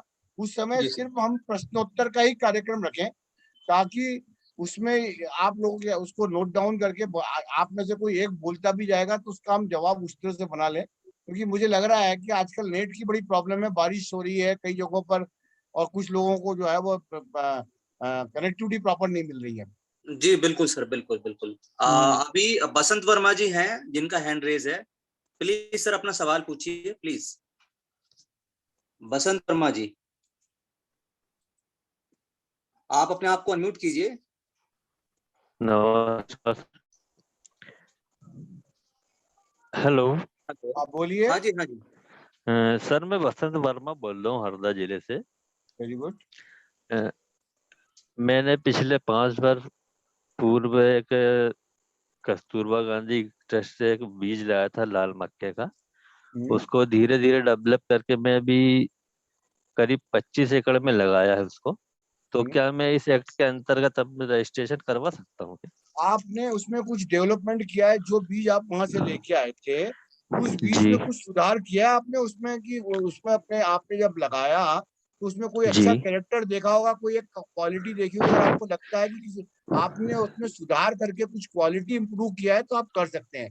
ऐसे सर। तो क्योंकि वो बीज ऑलरेडी आपने किसी से लिया है, जी तो आपने उसमें कुछ सुधार किया है, उसके नहीं, अंदर कुछ सुधार इम्प्रूवमेंट? नहीं किया सर, पर उसकी जो प्रॉपर्टी वहाँ की जो टेस्ट थी और मैंने जो करवाया उसमें हाँ। जैसे प्रोटीन प्रोटीन वहाँ 10.5% था, मैंने यहाँ किया 11.3% निकला। हम्म। और मैंने ऑर्गेनिक किया था और ऑर्गेनिक कर ही रहा हूँ अभी भी। अच्छा। हाँ, तो आप ऐसा करिए ना, आप इसको ऐसे उसका उसको उसको क्या नाम देंगे, वैरायटी का कोई डिनोमिनेशन रखना पड़ेगा। आप ऐसा जी करिए, अगर उस जी वैरायटी को किसी ने रजिस्टर नहीं करवाया है अभी तक, जी।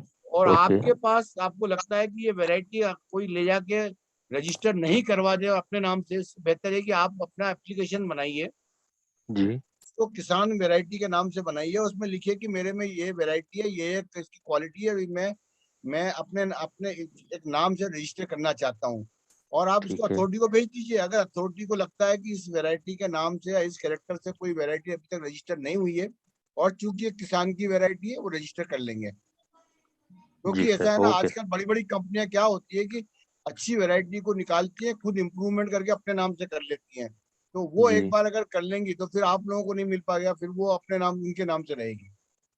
जी sir, okay sir, thank you. Verma ji, जी बसंत वर्मा जी, हाँ जी आप कृषि विज्ञान केंद्र में डॉक्टर तिवारी सर से मिले, डॉक्टर SK जी तिवारी सर से। मैं उनको जी अभी बात कर लूंगा, तो जी वो आपकी जो है फॉर्म भरने में और सब बाकी सारी मदद करेंगे, तकनीकी सहयोग वो आपको करेंगे। मैं जी मैं आदरणीय सर को बताना चाहूंगा कि श्री बसंत वर्मा जी और शरद वर्मा जी दोनों ही बहुत ही प्रगतिशील किसान है। बसंत वर्मा जी विगत कई कई सालों से जो है जैविक खेती में बहुत ही अभिनव प्रयोग कर रहे हैं। साथ ही साथ आप पान की खेती में पान के एक्सट्रैक्ट के माध्यम से न्यूट्रिएंट मैनेजमेंट कैसे किया जा सकता है, इस पे भी उन्होंने बहुत सारे अभिनव प्रयोग किए हैं और उसमें सफलता भी पाई है। शरद वर्मा जी इटारसी से हैं। इन्हें जिला स्तर पे और प्रदेश स्तर पे कई सारे कृषि से संबंधित जो है पुरस्कार मिले हैं। दुर्भाग्यजनक पहलू आज का यह है कि नेटवर्क एक बहुत बड़ा इशू है और आज सब जगह बारिश का माहौल है और बहु प्रतीक्षित बारिश है। विगत 1 महीनों से हमारे प्रदेश में जो है बारिश नगण्य के बराबर रही है और किसान के पास फसल बचाने का बहुत बड़ा संकट है।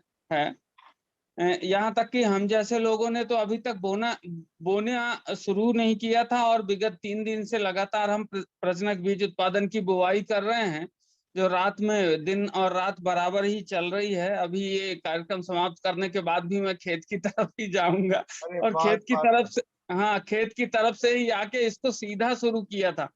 7:45 बजे आया था और सीधा शुरू किया था। अब पंजाब से हमारे कैलाश शर्मा साहब हैं, वो कुछ पूछना चाहेंगे। बोलिए। शिवकांत सर, जी, इसमें एक बात मैं और बता दूं। हाँ जी सर, मैं पूछ रहा हाँ हूँ। हाँ, बसंत वर्मा जी बताएं। सर, जैसे मैं अभी 4 साल 5 साल से इसे लगा रहा हूँ, और जो दूसरी कंपनियों के जो भी बीज आते हैं हाइब्रिड, उसमें जो फॉल आर्मी वार्म का अटैक जो आ रहा है, सर इसमें बिल्कुल नहीं आ रहा हाँ, है, तो ये बहुत नगण्य से बढ़िया आ रहा है। करेक्टर है, बहुत बढ़िया है। आप ऐसा है क्योंकि मेज में फॉल वार्मी बहुत बड़ा प्रॉब्लम है, जी तो आप उसको उसके टॉलरेंट या रेजिस्टेंस का आप जो नजदीक के एग्रीकल्चर रिसर्च सेंटर में जाइएगा, उनको जी बताइएगा कि मेरे इस कैरेक्टर में सबसे बड़ा कैरेक्टर ये कि resistant to the okay insect है, जो बता दीजिए आप कि भाई मेरा जो है जी फॉल वार्मी आपका रेजिस्टेंट है इसके अंदर, और ओके उस कैरेक्टर के हिसाब से भी उसको रजिस्टर किया जा सकता है। अदरवाइज अगर आप नहीं करवाएंगे तो कोई सीड कंपनी वाला इसको ले जाएगा और इससे जी नई वैरायटी निकाल के ये कैरेक्टर उसमें डाल के वो अपने नाम से कर लेगा। तो आप जी उसको सर, वैसे बचाइए, तो मैं अभी आपकी मेहनत किसानों को आप। ही दे रहा हूँ, अधिकतर थोड़ा बिल्कुल थोड़ा जो भी है। बहुत ठीक ही है। अच्छा अभिनव प्रयोग है आपका। पान के एक्सट्रैक्ट के माध्यम से आपने फॉल आर्मी वर्म के प्रकोप को रोकने में अपने क्षेत्र में जो है सफलता पाई है। आप बहुत बधाई के बढ़िया। पात्र हैं। और थैंक यू क्योंकि सर। आपका जिला हमारे प्रदेश का जैविक जिला घोषित है, तो मैं उम्मीद करता हूं कि आपके द्वारा किए गए अभिनव प्रयोगों को आगे अन्य किसान भी अपनाएंगे और आप उन्हें जो सुविधा मुहैया करा सकते हैं पान से संबंधित, जी वो सुविधा भी मुहैया कराएं। पंजाब से ओके हमारे बीच में हमारे बहुत ही अच्छे किसान, इनोवेटर और किसानों की मददगार हैं कैलाश शर्मा साहब। मैं उनसे अनुरोध करता हूं कि वो एप्पल के विषय में कुछ जानकारी चाहते हैं। बताइए। आप पूछें सर, कैलाश शर्मा साहब। सर, उनका सवाल आया है चैट बॉक्स में। हाँ, बोलिए। ओके, मैं पढ़ता हूँ उस सवाल को। We are trying to develop new apple variety for hot warm areas for central and south India right. by hybrid grafting. Can we register with new name? ये जो वैरायटी है, ये इसका पीस का ये प्लांटिंग मटेरियल कहाँ से लाए थे वो ये पूछेगा। ये क्या कहीं ये किसी किसी कंपनी से लिया था, या इसका प्लांटिंग मटेरियल कहाँ से लाए थे, ये जो जो जो डेवलप किया इन्होंने। अगर इनका इंडिजिनस प्रयास है तो ये अपने नाम से करवा सकते हैं। कैलाश शर्मा सर, आप हमें सुन पा रहे हैं? ओ, शायद वो नहीं सुन पा रहे हैं। मैं उनका जो है, मैं आपका मैसेज उनको कन्वे हाँ, करके और उनके जो रिस्पांस होते हैं उसको आप तक कन्वे करने का बिल्कुल बिल्कुल जो है कोशिश होगी। बिल्कुल। शिवकांत जी आप अपना प्रश्न रखें, अपना परिचय देते हुए।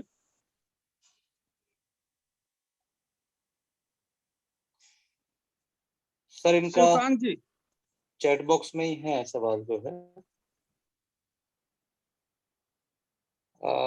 सर उनके यहाँ भी नेटवर्क की प्रॉब्लम है। कुछ किसानों ने थोड़ा सा लीक से हटके भी प्रश्न पूछे हैं, जैसे एफपीओ कैसे रजिस्टर्ड किया जा सकता है। मैं उन्हें बताना चाहूंगा कि एफपीओ रजिस्ट्रेशन के लिए अलग से एक वेबिनार सभी किसानों के लिए आयोजित करने की मैं तैयारी करता हूं, जिससे बहुत सारे किसानों की जिज्ञासा है और वो एफपीओ के माध्यम से सरकार की योजनाओं का लाभ लेना चाहते हैं। तो उनके लिए विशेषज्ञ के माध्यम से जो है कैसे उसके बेसिक क्या क्या चीजें होनी चाहिए एफपीओ के रजिस्ट्रेशन में, मैं उसको उपलब्ध कराने की कोशिश होगी।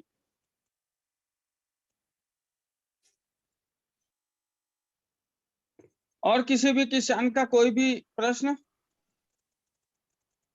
सर शिवकांत जी का चैट बॉक्स में है सवाल, किसी वैरायटी में सुधार करने के लिए नैसर्गिक उपाय क्या है, क्या उसे हाइब्रिड माना जाएगा? हाँ, मैं इसका बहुत अच्छा है, बहुत अच्छा प्रश्न है ये। देखिए, जो सुधार करने के दो तरीके हैं। एक तो क्या है कि उसमें आप सिलेक्शन करें। अगर आपकी अगर वो वैरायटी आपकी सेल्फ पोलिनेटेड या ओपी है, जैसे गेहूं है या आपकी लिनसीड है, या तो उसमें अगर वो उसके अच्छे हमारे कहते हैं प्योर लाइन सिलेक्शन या मास सिलेक्शन करते हैं, तो वो उसको एज सच उसमें नया जो जो अच्छा इम्प्रूव कैरेक्टर आता है उसके थ्रू करते हैं। हाइब्रिड है उसके लिए उनको दो मेल एंड फीमेल में क्रॉसिंग करना पड़ता है। उसके तरीका जो है वो जनरली क्रॉस पोलिनेटेड क्रॉप्स होती हैं। आपकी जैसे मेज है, या आपका बाजरा है, या आपका सोरगम है, या कपास है, तो उसमें जो है तरीका है कि ए और बी करके, तो इसलिए जिस तरह का उसका पोलिनेशन पैटर्न है उस हिसाब से उसमें आप सुधार कर सकते हैं। अगर आपके पास सेल्फ पोलिनेटेड या ओपी वेराइटी है, आप प्योर लाइन सिलेक्शन, आप उसी के अंदर से अच्छे अच्छे पौधों को छाटिए जो अच्छे कैरेक्टर दे रहे हो और उनको मल्टीप्लाई करिए, उस तरह से उसका आप सुधार कर लीजिए। तो हाइब्रिड को आपको जो करने का तरीका वो है कि आपको थोड़ा और साइंटिफिक होना पड़ेगा। उसमें आपको अगर मान लो उसमें आपको एक मेल लेना पड़ेगा, एक फीमेल लेना पड़ेगा, उसमें क्रॉसिंग करके आपको देखना पड़ेगा कि कौन सी इसके अंदर जो है हाइब्रिड बहुत उत्तम नजर आता है। अगर कर सकते हैं तो वो करिए, अदरवाइज मेरा ये है कि नैसर्गिक तरीका यही है कि आप मास सिलेक्शन करिए या प्योर लाइन सिलेक्शन करके उसमें से अच्छी वैरायटी निकालिए और उसको जो है नए वैरायटी के रूप में आप रजिस्टर कर सकते हैं। और हाइब्रिड कर सकते हैं तो करिए। कुछ उसमें कुछ उन्नतिशील है किसान, वो अगर चाहते हैं तो उसके लिए उन्हें बहुत सारे क्रॉसिंग करना पड़ेगा, F1 बनाना पड़ेगा। हाइब्रिड मतलब F1, ए और बी का क्रॉस होगा, मेल और फीमेल का। उसमें एक साइटोप्लाज्मिक मेल स्टाइल लाइन भी होती है, कभी कभी कोई जेनेटिकल मेल स्टाइल, पर उसके लिए आपको रिसर्च पे उसके लिए वैज्ञानिकों का सहायता लेना पड़ेगी। जी सर। समझ में आ गया आपको मेरा जवाब? हाँ सर बिल्कुल, आपने जो बोला है वो किसान हमारे सुन रहे हैं और वो उनको जरूर वहां तक आपकी बात पहुंची होगी सर। सर ये जो रजिस्ट्रेशन, मेरा एक सवाल था कि जो रजिस्ट्रेशन है इसको ऑनलाइन भी कर सकते हैं, जैसे मान लीजिए हमने यहाँ से लोकल ब्लॉक्स लेवल पे या डीओ से लिखवा लिया, उसके बाद फिर इसका नेक्स्ट प्रोसेस मतलब ऑनलाइन करना होता है या जो? नहीं, अभी ऑनलाइन शुरू नहीं किया है। आप उनको पोस्ट कर सकते हैं, तो जरूरी नहीं कि वहां जाए। आपको जो ये जो एप्लीकेशन फॉर्म है उसको, उसके सैंपल जो बीज है उसको आप बाय पोस्ट भी भेज सकते हैं उनको, उनके वहां से रिसीव करके वो जवाब देते हैं। तो जरूरी नहीं कि वहां पर खुद जाया जाए, आप बाय पोस्ट भेज सकते हैं। ऑनलाइन अभी उन्होंने किया नहीं है, ऑनलाइन रजिस्ट्रेशन प्रोसेस चल रहा है, पर शायद उसमें थोड़ा समय लगेगा। जी सर, तो इसके लिए जो ये एप्लीकेशन फॉर्म है ये कहाँ मिलता है और दिल्ली में इसका ऑफिस कहाँ उनकी पे? वेबसाइट पे मिल जाएगा। आप इनकी पीपीवीएन एफा अथॉरिटी की वेबसाइट पे जाएंगे, सारे एप्लीकेशन फॉर्म वहां से डाउनलोड कर लीजिए अच्छा, जो और वो भर के आप भेजते। इसमें पूरा पता भी है, विधि भी दी हुई है, सारा दिया हुआ है उनके अथॉरिटी के वेबसाइट के ऊपर। ओके, बिल्कुल सर। और अगर किसी को दिक्कत होती है तो हम लोग हैं, national seed association of India है, हम लोग भी आपकी मदद कर सकते हैं। हम अपने वेबसाइट पे कुछ फॉर्म ठीक। डलवा देंगे उनके, आप वहां से भी डाउनलोड करवा सकेंगे। अच्छा सर, मेरे संपर्क में एक किसान है जो मेरठ के पास के हैं। उन्होंने पिछले 10-11 सालों से सिरके पर काम कर रहे हैं, सिरका जो विनेगर है। हाँ हाँ और उनका खुद का अपना उसमें कुछ इनोवेशंस हैं। उन्होंने 1.5-2 साल मतलब करीबन 40-50 फ्रूट्स के और गन्ना और जामुन वगैरह इन सब के वो सिरका बनाते हैं। और उसको फिर वो अभी रजिस्ट्रेशन कराना चाहते हैं, मतलब अभी पेटेंट उन्होंने नहीं लिया है उस पे। तो क्या इसके थ्रू हम जैसे फार्मर्स नहीं, ये इसमें ये देखिए, ये प्रोडक्ट आ गया है। ये जो आप सिरका बना रहे हैं ना, ये जी, उसका एक्सट्रैक्ट है। हाँ जी, हाँ जी, हाँ जी, बिल्कुल। ये एक्सट्रैक्ट जो है ना, ये जो है पीपीवी एंड एफआर अथॉरिटी में सिर्फ प्लांट रजिस्टर होते हैं, प्रोसेस और प्रोडक्ट। उसके लिए आपको पेटेंट पे जाना पड़ेगा, इंडियन पेटेंट ऑफिस में पेटेंटिंग ओके। मिलता है। वो आप पेटेंट के थ्रू आपको प्रोसेस को, जिसके थ्रू आप ये विनेगर बना रहे हैं और जो विनेगर आपने डेवलप किया, उसको दोनों को पेटेंट करवा सकते हैं पेटेंट ऑफिस के थ्रू। जी वो सर, भी दिल्ली में है, इंडियन कंट्रोलर ऑफ पेटेंट। ठीक सर।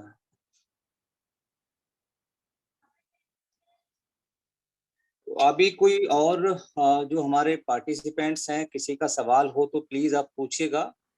और आई थिंक चैट में तो अभी कोई नहीं है सवाल सर। तो आपने बहुत अच्छे शिव से सर, जी शिव सर, कैलाश जी शर्मा सर आ गए हैं। जी कैलाश सर। शर्मा सर, मैं उनको अनम्यूट कर देता हूँ, एक हाँ मिनट। आप अनम्यूट कर दें। हेलो, हाँ जी, नमस्कार सर। हाँ जी, हाँ जी, हाँ। हाँ सर शर्मा से जी, आप अपना प्रश्न रखें। जी जी सर, मेरा ये प्रश्न था। अभी सेब के ऊपर काफी काम चल रहा है अ, हिमाचल में और उत्तराखंड में। तो हमारी कोशिश ये है कि गर्म इलाके में जो कुछ वैरायटीज हैं उनको लाया जाए। तो अभी हमारे पास इंपोर्टेड वैरायटीज हैं, अन्ना है, डोरसल गोल्डन है, ट्रॉपिक स्वीट है, माइकल है। ये एक हरमन शर्मा जी ने भी अपने नाम से लॉन्च की है। और एक हिमाचल के प्रेम चौहान जी हैं, उन्होंने भी अपने नाम से एक वैरायटी रजिस्टर्ड की है। तो हम कुछ ऐसे वैरायटीज हाइब्रिड या ग्राफ्टिंग करके तैयार करने की कोशिश कर रहे हैं जो सेंट्रल इंडिया और साउथ इंडिया में हमें अच्छे रिजल्ट दें, उसमें स्वीटनेस भी रहे और वो कम पानी में सरवाइव भी कर जाएं हार्श क्लाइमेट में। तो उसको हम आपके इसके थ्रू रजिस्टर्ड कर सकते हैं क्या? मेरा हाँ प्रश्न इस प्रकार से हाँ, था मैं जी। आपका जवाब दूं। आप कर सकते हैं, अगर आपने उसमें कुछ सुधार करके कोई नया कैरेक्टर डाला है। अगर वो जी जी कैरेक्टर नहीं है और वही ओरिजिनल फॉर्म है तो नहीं होगा। पर अगर उसमें आपने कुछ परिवर्तन किया है, जैसे उसके अंदर या तो आपने सेब की क्वालिटी बदल दी हो, या उसके अंदर प्लांट टाइप थोड़ा सा चेंज हुआ हो, या जैसे आप कह रहे हैं कि उसके अंदर सुटेबिलिटी है सेंट्रल इंडिया के लिए या सदर्न इंडिया के लिए, जो आप बता रहे हैं कि नॉर्दर्न इंडिया, कौन से पार्ट के लिए आप जो बता रहे हैं, तो वहाँ पे क्या कैरेक्टर चेंज हुआ है। अगर जी आपको जी कोई कैरेक्टर डिफरेंशिएशन है तो आपको आप उस वैरायटी को रजिस्टर कर सकते हैं डिस्टिंक्टिव कैरेक्टर बता के, और आप उसको फार्मर्स वैरायटी के रूप में करवा सकते हैं। पर जी सर आपको ये जी। एस्टैब्लिश करना पड़ेगा जिसमें आपने कुछ इम्प्रूवमेंट किया है। ओके सर, ठीक है। जी सर, एक सवाल और था मेरे मन में। सर बोलिए। जैसे हमने अप्लाई किया और एप्लीकेशन देने के बाद में कितने टाइम में ये वहां से अप्रूव हो जाता है? और उसके हाँ बाद फिर हमको कंफर्मेशन मिल जाता है कि आपकी जो वैरायटी है वो रजिस्टर्ड हो गई, अब आप हाँ, इसको कमर्शलाइजेशन कर सकते हैं इसका। Right right right. Actually PPV and FR act के हिसाब से 3 साल मैक्सिमम पीरियड दिया हुआ है, उसमें हो जाता है। एक जी साल अगर मान लो किसानों का है तो 1 साल उसको टेस्टिंग करते हैं, और बाकी जो नए ब्रीडर की वैरायटी को 2 साल टेस्ट करते हैं। तो किसान की वैरायटी है तो उसको 2 साल के अंदर अंदर रजिस्ट्रेशन हो जाएगा, और अगर नई वैरायटी है तो वो 3 साल में। अगर आपका कैरेक्टर सही है, आपका उसको टेस्टिंग हो गया और सारा, अब आपका चूंकि प्लांटिंग मटेरियल है तो ये ऑन स्पॉट वेरिफिकेशन भी किया जाता है। उसमें क्या होता है, उनकी टीम जाके विजिट करेगी कि इसमें कैरेक्टर डिफरेंशिएशन है कि नहीं है आपका, जी और उसके हिसाब से फिर वो, क्योंकि जो प्लांटिंग मटेरियल ट्रीज होते हैं इनको तो काफी टाइम लगता है प्लांटिंग करके नया आने में, तो वो जो एग्जिस्टिंग ऑर्चर्ड है उसी के बेस पे कर देते हैं। जी। इसका मतलब तो जो दो प्लांटिंग जैसे जैसे सीड है, सीड सर हमको वहाँ ऑफिस भेजना होगा या वो हमारे ही मतलब फार्म नहीं, पे आते हैं? अगर आपको सेब है या उसका है तो वो आप उसको, आप उनको बताना पड़ेगा, कैरेक्टर देना पड़ेगा और आपको थोड़ा सा उसका जो जो जो सैम्पलिंग मटेरियल, जैसे आपको ग्राफ्टिंग या उसका प्लांटिंग मटेरियल है, वो आपको जो है इनके हड्डी का, इनका जीन बैंक है उसमें डिपॉजिट करना पड़ेगा। उसके बाद इनकी टीम आके विजिट करेंगे अथॉरिटी की। तो 3 साल मैक्सिमम लगेगा इनका रजिस्ट्रेशन करने में। बिल्कुल सर, बिल्कुल सर। और 3 साल से तक जो है हम वैसे अपने लेवल पे उसको प्रमोट कर सकते हैं। वो उसमें एंट्री प्रोटेक्शन भी मिलता है। जिस दिन से आपने अप्लाई किया है उससे लेके रजिस्ट्रेशन के बीच में अगर कोई आपका प्लांट्स को लेके अगर वो उसको रजिस्ट्रेशन करेगा या उसको बेचता है तो आप उसके ऊपर राइट्स क्लेम कर सकते हैं और अथॉरिटी आपको क्लेम कर सकते हैं उस पे। वो इंट्रीम रिलीफ मिलता है उसके अंदर आपको। जी बिल्कुल सर। हाँ, शायद चैट बॉक्स में एक सवाल हो रहा है सर। शिवाकांत जी पूछ रहे हैं कि हाइब्रिड बीज का दिनों दिन पुनरुत्थान क्षमता कम होने के शास्त्रीय कारण कृपया बताएं। हाइब्रिड बीज का पुनरुत्थान, हिंदी में समझ नहीं पाया, क्या बोले आप?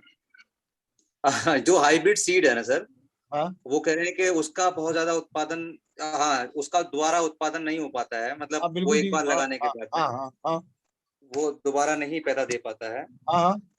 तो क्षमता कम होने के कारण शास्त्रीय कारण कृपया बताएं, मतलब इसका क्या कारण है, वो ये पूछना चाह रहे हैं। ये बता रहा हूँ, ये जेनेटिक्स, आप ये प्लांट ब्रीडिंग और जेनेटिक्स में एक बहुत बड़ी चीज है। होता क्या है कि जो F1 होता है, हाइब्रिड कैसे बनता है? हाइब्रिड क्या होता है, एक मेल और एक फीमेल के बीच में क्रॉस किया जाता है और उससे F1 बनता है, उसको हाइब्रिड कहते हैं। तो इसमें मेल का कैरेक्टर भी आता है और फीमेल का कैरेक्टर आता है, इसको कहते हैं F1।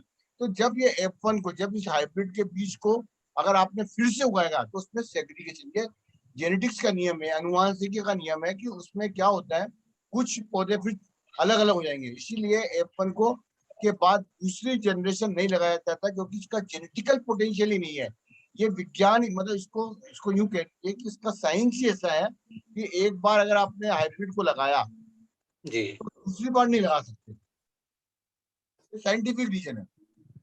तो उसमें सेग्रीगेशन होता है उसमें। जैसे एक लंबे को, आप एक्चुअली क्या होता है मैं आपको ऐसे समझाता हूँ कि F1 जो बनता है एक लंबा और एक छोटा को क्रॉस करेंगे तो F1 जो होगा वो सही होगा, पर नेक्स्ट ईयर जो है वो थोड़ा सेग्रीगेशन हो जाएगा। मेरा जरा थोड़ा कहीं एक और मुझे मीटिंग है तो मैं थोड़ा जल्दी खत्म करना चाहूंगा। ठीक है सर, ठीक है। तो मैं आपको वैसे भी मेरे ख्याल से ठीक सर, मैं अब, हाँ जी सर, मैं प्यासी सर को जो हमारे मेंटर हैं वो आए सर, और मुझे फोन आया था आज इसलिए मैं किया। हाँ जी, आज के वेबिनार का जो सारांश है आप अपने शब्दों में सर व्याख्या कीजिए। और सर का भी बहुत बहुत धन्यवाद, आप सर हमारे बीच आए, और हम चाहेंगे कि बलराम संदेश अगली बार भी, नेक्स्ट टाइम भी, भविष्य में भी आपकी सेवा लेंगे सर। तो डॉक्टर प्यासी सर, प्लीज कम सर। हाँ हाँ, मैं आज के इस वेबिनार की समरी प्रस्तुत करना चाहूंगा। आज मौसम सेंट्रल इंडिया में बहुत ही खराब रहा है और जिसके कारण हमारे किसानों को जुड़ने में असुविधा हुई है। तब भी 60 से ज्यादा किसान हमारे साथ जुड़े हैं, और जिसमें मध्य प्रदेश के अलावा उत्तर प्रदेश, छत्तीसगढ़, गुजरात, राजस्थान, बिहार, पंजाब से भी, और पंजाब और हरियाणा, यहाँ से भी किसान हमारे साथ जुड़े। मैं सभी का आभार प्रकट करता हूँ और उम्मीद करता हूँ कि अपना जो सहजीवन है, अपना जो साथ है, वो हमेशा बनाए रखिएगा। साथ ही साथ आज के जो हमारे वैज्ञानिक साथी जो साथ में कृषि विज्ञान केंद्रों से जुड़े हुए सभी साथी रहे, उनका सबका आभार प्रकट करता हूं। और आज के मुख्य वक्ता आदरणीय R.K. त्रिवेदी साहब का आभार प्रकट करने के लिए आमंत्रित करता हूं हमारे मेंटोर, हमारे मार्गदर्शक आदरणीय प्रणय व्यास साहब को, कि भी वो आज के हमारे मुख्य वक्ता आदरणीय त्रिवेदी सर का आधा आभार प्रदर्शन करें। जी धन्यवाद प्यासी जी। आज का जो लेक्चर था वो बहुत ही इंफॉर्मेटिव था, काफी जानकारी मिली। बहुत सारे जो किसानों के मन में सवाल थे उनको बड़े ही सरल और सहज शब्दों में आपने जो है उनके सारे दुविधाओं को दूर किया। और यह भी उनको अब क्लियर हो गया होगा कि अपनी वैरायटी जो भी कुछ वो कल्चर सहेज के रखे हुए हैं, उसको किस तरीके से क्या है वो अपना पंजीयन करवा सकते हैं और अपने ही नाम से या अपने द्वारा दिए गए नाम से किस तरीके से बेच सकते हैं, इतने सरल और सहज तरीके से और बहुत ही कम समय आज हमने आर के त्रिवेदी साहब को दिया था। इसके बावजूद भी इतना अच्छी तरीके से उन्होंने समझाया। हम हृदय से आपका आभार व्यक्त करते हैं और पूरी बलराम टीम आपका जो है हृदय से आभार व्यक्त करती है। साथ ही साथ आज उपस्थित रहे सभी किसान भाइयों का भी हम आभार व्यक्त करते हैं कि जिन्होंने अपना अमूल्य समय दिया और इतने तन्मयता के साथ में आज के पूरे कार्यक्रम में उपस्थिति बनाए रखी। और जो भी उनके मन में प्रश्न थे, हम आशा करते हैं कि उनका पूरा समाधान हो गया होगा। इसके बावजूद भी यदि कुछ प्रश्न रह गए हों तो आप बलराम संदेश को ईमेल के माध्यम से या व्हाट्सएप के माध्यम से आप जो है अपने प्रश्नों को रख सकते हैं। डॉक्टर साहब कोई हमसे बहुत दूर नहीं है, हमसे काफी लंबे समय से, मुझसे तो लगभग 40 साल से भी अधिक समय से सर जुड़े हुए हैं। तो इतना लंबे समय से जुड़े हुए हैं, हम अपने अधिकार से उनसे जो है प्रश्न कर सकते हैं और आपका समाधान उनसे ले सकते हैं। और पुनः एक बार आपका सभी का आभार, धन्यवाद। जय बलराम। मैं भी आप सबको धन्यवाद देता हूँ। मैं आप लोगों की सेवा में उपस्थित रहूंगा जब भी आप लोग कहेंगे, है ना। और मैं दिल्ली में अगर आपको कोई अथॉरिटी में कोई दिक्कत हो तो हम दिल्ली में आपका वहाँ भी जो है आपकी मदद करेंगे। धन्यवाद बहुत बहुत। जी सर, बहुत बहुत शुक्रिया, बहुत बहुत धन्यवाद। शुभ रात्रि, जय बलराम। शुभ रात्रि।